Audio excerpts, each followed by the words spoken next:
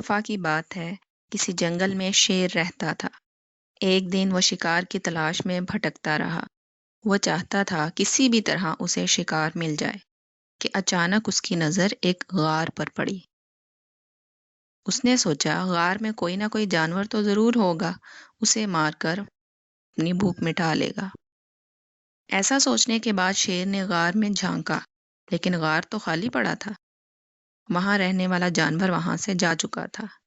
شیر نے سوچا یہاں کوئی نہ کوئی جانور تو ضرور رہتا ہے، میں وہاں اندر جا کر بیٹھ جاتا ہوں اور جب وہ آئے گا تو میں اسے اپنا شکار بنا لوں گا۔ یہ سوچ کر شیر غار میں چھپ کر بیٹھ گیا اور انتظار کرنے لگا۔ یہ غار ایک لومڑی کا تھا۔ شام ہوتے ہی لومڑی اپنے غار کی جانب واپس آئی۔ وہ غار کے اندر جانے ہی والی تھی کہ ایک دم رک گئی، کیونکہ اس نے شیر کے پنجوں کے نشان غار کے باہر دیکھے۔ لومڑی نے سوچا لگتا ہے کوئی شیر غار کے اندر چھپ کر میرا انتظار کر رہا ہے۔ لومڑی بہت ہوشیار تھی۔ اس نے یہ جاننے کے لیے کہ شیر غار کے اندر ہے کہ نہیں، اس نے ایک ترکیب سوچی۔ لومڑی نے کہا اے غار، اے میرے پیارے غار، میں آ گئی ہوں، کیسے ہو تم؟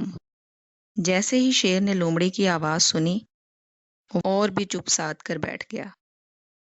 لومڑی دوبارہ بولی اے غار، او میرے پیارے غار، تم بول کیوں نہیں رہے؟ آج میری بات کا جواب کیوں نہیں دے رہے؟ لیکن اندر سے کوئی جواب نہ آیا۔ شیر ایک دم حملہ کرنے کے لیے تیار بیٹھا تھا۔ لومڑی بولی پتہ نہیں کیا ہوا ہے، بھی نہیں دے رہا۔ لومڑی نے پھر شیر کو سناتے ہوئے کہا لگتا ہے ناراض ہو، ٹھیک ہے، اب اگر تم نے میری بات کا جواب نہ دیا تو میں دوبارہ یہاں کبھی نہیں آؤں گی۔ شیر نے سوچا اگر یہ واپس چلی گئی تو میں آج بھوکا رہ جاؤں گا، ہو سکتا ہے یہ غار بولتا ہو، میں ہی کچھ بول دیتا ہوں تاکہ یہ لومڑی واپس نہ جائے۔ شیر نے جب اپنی آواز نکالی تو آواز غار کی دیواروں سے ٹکرا کر بہت زیادہ ہو گئی۔ پھر کیا تھا؟ لومڑی اپنی جان بچانے کے لیے بھاگ کھڑی ہوئی۔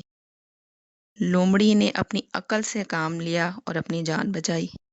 ہمیں بھی ہر معاملے میں اپنی عقل اور سمجھ سے کام لینا چاہیے۔